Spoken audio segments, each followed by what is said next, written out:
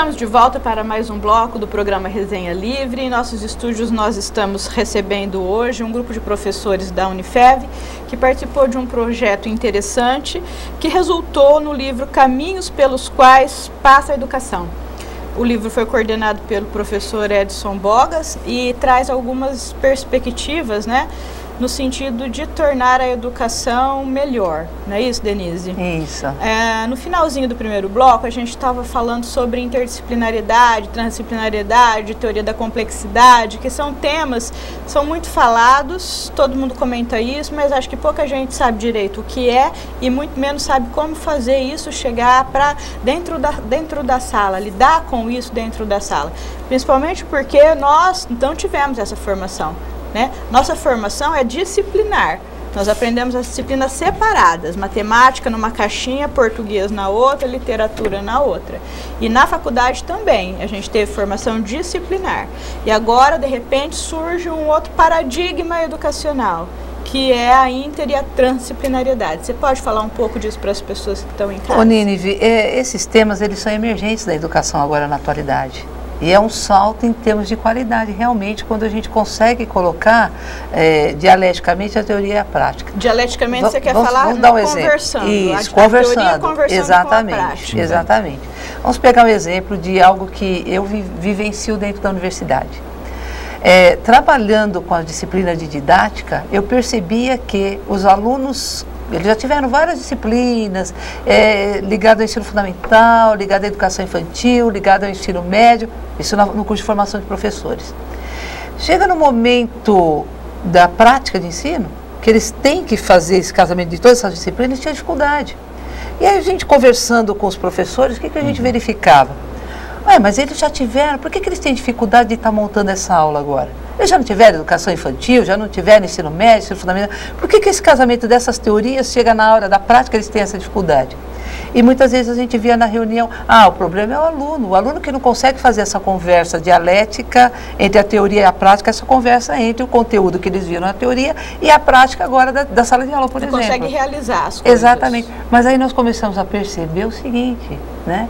Que o problema não era o aluno, o problema é na formação dele. E quando eu fico na minha disciplina, enquanto eu penso o curso só disciplinarmente, então eu venho para dar a aula de educação no ensino médio. E eu não converso com outro professor que está trabalhando filosofia, por exemplo, sociologia.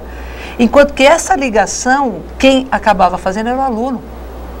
E então, ele não tem condições de fazer esse fechamento. Ele acaba não fazendo, na verdade. Até porque ele é aluno, né? Exatamente, então ele está aprendendo exatamente. Então o que nós percebemos que isso acontece na educação básica.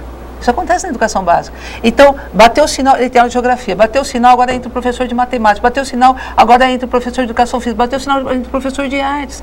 E a vida é tudo junto. E na verdade, a nossa vida... é separada, mas a vida é a nossa vida não tem essa dinâmica. E eles não conseguem fazer a ligação entre uma disciplina e outra. Sendo que no caso da interdisciplinaridade, o que a gente propõe?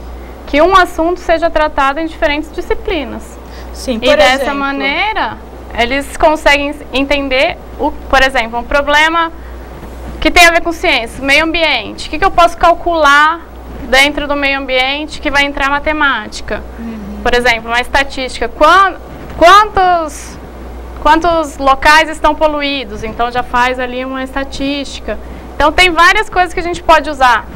Diferentes disciplinas, por exemplo, para uma área da saúde, parece que a área da saúde ela não conversa com as outras, conversa muito. Conversa demais. Por exemplo, você vai tratar de verminose, vamos falar, uma pessoa vai tratar de verminose, só que a verminose, ela está ligada à arquitetura e urbanismo, porque tem toda uma relação com o esgoto, políticas públicas, sociologia, com a sociologia, com a visão de homem, história, filosofia, a geografia. E aí pode fazer um levantamento estatístico dessa verminose, que já entra matemática. Exatamente. Então, aí com a química, com o medicamento. Então, o que a gente normalmente propõe é exatamente isso. Pegar uma coisa do dia a dia, que a pessoa conhece, e mostrar para ela que dentro daquele assunto você tem diferentes Até porque uma disciplinas pessoa que e ensinar em cima daquilo. Não vai dar conta do problema da verminose. Não é isso? É a pessoa ela só estuda verme, ela sabe tudo sobre o verme. E é interessante, só que ela não vai resolver o problema da verminose. Nessa perspectiva, o ensino ele fica muito mais interessante, ele fica, porque ele se aproxima mais da realidade do aluno, ele conversa mais entre as outras diferentes áreas do saber. Se você pega o tema da ética, a ética perpassa qualquer caminho dentro da educação. Então, se você traz um exemplo do que está acontecendo... E que é uma coisa fundamental que falta, vou te dar um exemplo simples. Determinada escola no Brasil, você traz uma reportagem, roubou o dinheiro da merenda. O dinheiro da merenda que era para vir para a escola, não veio para a escola. Então, se você traz esse questionamento para dentro da escola, os alunos se interessarem por esse problema, olha, o que é política pública? Da onde ela vem? Por que esse dinheiro não chegou? Então, se você trabalhar... a partir do mundo. A partir de vivências. E quem propunha isso? Paulo Freire. Paulo Freire e o Edgar Morin. Edgar Morin também. Ele é absolutamente contra esse ensino segmentado. Eu posso dar um exemplo? Dentro desse livro, se você pegar o meu artigo, certo? Eu trabalho por essa ótica, eu acho que é o último do livro. É o último artigo. Eu trabalho do onírico ao mercantil. Eu trabalho com essa ótica, certo? Da interface entre os vários ramos do conhecimento. Por quê? A história nos possibilita isso. A história, ela é a ciência da mudança. E como eu peguei essa fase na minha formação, certo? Na época da escola dos análises, então a gente tem uma mentalidade assim, mais aberta, não tem aquela mentalidade fechada. E aí eu vou mostrar que, ao mesmo tempo que as grandes navegações marítimas, né, elas foram, como é que eu vou dizer assim, fundamentadas no sonho, certo? Mas também tinha o interesse mercantil. E é uma forma muito gostosa de você ensinar o aluno. Aí o aluno, ele vai começar, ele próprio... Até com uma certa poesia, com uma certa poesia. O sonho, sim. Ele vai buscar a interface. Porque se você pegar através da história da humanidade, né, o que é que moveu o homem, certo? O sonho, o desejo e o medo. Todas as vezes que o medo conseguiu o sonho conseguiu suplantar o medo, certo? Foram que ocorreram as grandes descobertas. E no caminho da educação, nós também pensamos dessa forma. Tanto que nós já estamos com o material pronto, nessa segunda publicação, nós vamos oferecer aos nossos colegas, cada um de nós dentro da sua área do conhecimento, novas propostas vocês estão falando de metodologias de metodologia, como trabalhar o conteúdo em sala de aula.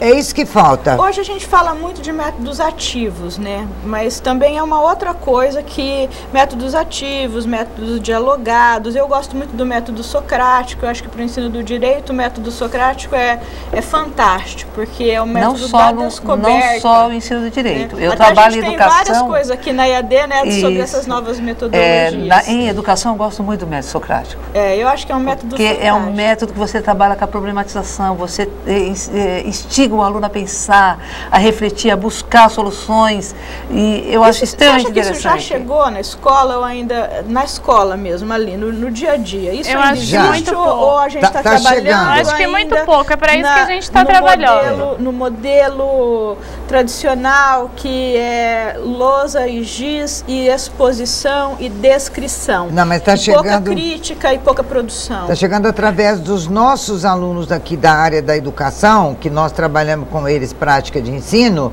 eles estão levando isso. Certo? Mas ainda não é uma realidade muito forte. Mas está impregnado na história brasileira, é muito forte isso. Já é o engatinhar. E para ir desmontando com já é o engatinhar, já estão engatinhando. Você acha que a gente tem um horizonte positivo? Sim. Eles aprendem conosco na sala de aula, aí eles levam lá para o tal do PIBID, e do PIBID isso vai para a sala de aula. É uma teia. E é um trabalho, lógico, contínuo e demorado. É um trabalho de gente que tem sonho, que tem sonho. É o que você disse no começo, né? Ele tem que continuar, ele está começando, está engatinhando, mas a nossa intenção é que isso aumente a cada dia, né? Seria, assim, uma síntese de tudo isso, é que a gente está num caminho em que tem luz no fim desse túnel. Sim. A gente acreditamos. Se a gente não acreditar, nós estamos visualizando, porque nós começamos lá as nossas leituras no processo de alfabetização, E agora nós estamos chegando já, certo, na ética, né, Denise e Ana Maria. Então, nós percorremos esse caminho pensando, certo, em mais esse legado da Unifev para os professores a nível regional. E eles nos pedem, a gente comenta, coloca lá no Facebook, por exemplo, a Denise me pede, olha, me manda o fichamento de tal livro. E aí aqueles que são nossos amigos e que estão na área da educação, eles nos pedem. E eu já fiz a maior propaganda dessa primeira publicação, e as minhas amigas da Universidade Federal, certo, de Minas Gerais, na área da educação, elas estão todas esperando eu levar agora para o final do ano, certo? Inclusive, eu levar o livro. Mim, tá? Sabe? Já vai ser meu. E dessa forma, é devagar, né? Eu acho que é um trabalho muito lindo, vocês têm que ser assim super parabenizadas pela iniciativa e principalmente porque não é um trabalho centralizado na Torre de Marfim, não é um trabalho encastelado como a grande maioria dos trabalhos acadêmicos que a gente vê. É um trabalho de quem está ali na linha de frente, de quem está para irradiar, de quem está para fazer com que exista uma progressão geométrica. É um trabalho de formiguinha, mas que ele irradia que a gente quer. E um outro ponto fundamental, infelizmente nosso tempo já está terminando, não deu para falar nada, a gente podia ficar aqui uma semana contando essa história. Mas o que é fundamental é que o aluno que se envolve com professores que pesquisam, ele sempre será um aluno melhor. Ah, sim. Sempre. A formação, né? Essa formação diferenciada. Que está perto de um professor que escreve e que pesquisa, ele é contagiado. A gente tem essa felicidade, a gente observa os nossos... Os que fazem iniciação científica. Tem vários ex-alunos que são doutores, que são professores em Universidade Federal. E a gente tem um orgulho muito grande. Muito grande, mas eles se aproximam do professor que pesquisa e isso acende para ele. Né? Existe uma forma de contágio, né? A ciência é contagiante. E a gente, quando a gente faz aquilo que a gente acredita, Nívia, faz com brilho, né? Não tem jeito, você passa aquilo para as pessoas. Faz com brilho nos olhos, faz com brilho, faz com carinho. E é assim que a gente trabalha mesmo. Infelizmente a gente tem que encerrar, mas eu vou convidá-las ainda para vir outras vezes, porque o tema é infinito. Inclusive os outros, todos os professores, autores, né? Que são vários autores. Somos 10. São 10, né? Isso. É uma iniciativa maravilhosa, tanto acredito que a CAPES patrocinou, né? Esse trabalho. O Parfor é uma das coisas que eu entendo que melhor funciona em termos desses novos investimentos. E os alunos do PIBID também, que estão conectados dentro desse projeto, são alunos que estão honrando o compromisso, né, da educação e levando o nome da Unifev, projetando a Unifev no cenário social, porque estão cumprindo o que não é só uma profissão, mas é também uma missão, né, que é educar as pessoas. E é um legado muito grande que a Unifev, através dessa parceria, né, ela vai deixar para aqueles que efetivamente têm talentos para a educação. E nós estamos nesse trabalho a cada dia descobrindo mais talentos. Sem dúvida. Nós vamos agendar outras vindas. Eu agradeço muito a presença de vocês. Acho que foi muito enriquecedor. Eu gostaria de falar ainda sobre a inclusão e mais especificamente sobre as metodologias, que é o assunto do segundo livro. Então, em breve a gente agenda uma nova visita. O programa Resenha Livre fica por aqui. Por hoje é só. Eu espero você na próxima semana.